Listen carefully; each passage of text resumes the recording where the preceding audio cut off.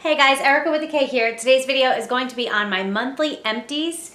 I don't have a lot, and honestly, I'm not even sure if it's allowed to be called a monthly empty when I only do these like once every 6 months. But let's get into this. So the first thing I'm going to talk about is this MAC lip conditioner. I don't even know if they still package it like this or not, but I got this a while ago and I just finished using it professionally. It literally just hydrates the lip. I will not be repurchasing it because it's just a chapstick. So like I'm just not gonna be repurchasing it. Next thing on the list, it's good for like eczema and stuff like that. I actually had gotten a lot and then I was like, what am I doing with all these? So I wound up selling a lot of them on eBay. I won't be repurchasing it because I have tons of other lotions that I can use. So that is what I'm going to be using in the future, but it was good. It had like a very distinct smell. It has oatmeal in it and it was very, very thick when you would apply it, but it was good. It worked for what it was supposed to do. Next is this dry shampoo. It's the Beyond the Zone. This was in my panning project, I believe. I did some hair products, so this was one of them. Yeah, so this is for medium to dark hair. So in theory, it's not supposed to have like a white powder on your hair when you spray it in. Sometimes it did, sometimes it didn't. I don't know if I wasn't shaking it enough or what the case was. I won't be repurchasing it because I have been loving the R&Co dry shampoo, and I have a ton of other samples of dry shampoos that I want to try, but I do also have a few of these that I use professionally. I take them with me on weddings and stuff like that. So I do have like 2 more of these because I bought them in bulk when I got them, but this one is empty.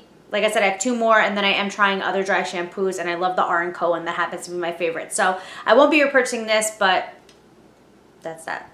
Okay, and then lastly, I'm going to talk about these. These were setting sprays. This was the e.l.f. one, like a face setting spray, and then this was the Makeup Forever one. They both ran out. What happened was I was using these personally and I was spraying them on my beauty blender, and then I would use that to wet my beauty blender and then apply to my face, and then I would spray it after. So I was going through these like a lot. So what I did was I added this into my panning project or my regular products that I always use, and it's rose water. It's way bigger and it's for Measurable Difference, and I only use this to dampen my beauty blender. So it works really well. It doesn't get it too wet or anything like that, and then I don't have to waste my setting sprays. So I do have another one of these. This is not empty, but I just wanted to let you guys know like how I've been doing that, because I never dip it in water. I normally would just spray it so that it just had like a light mist on it and it wasn't saturated, or I didn't have to wait for it to dry or anything like that.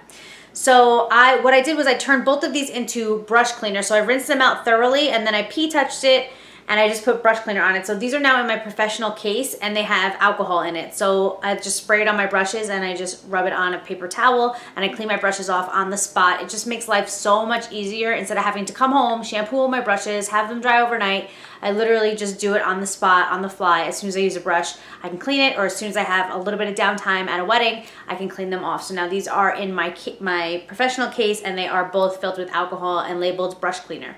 The e.l.f. one, before it was a brush cleaner, had a very weird smell to it, so I wouldn't repurchase this.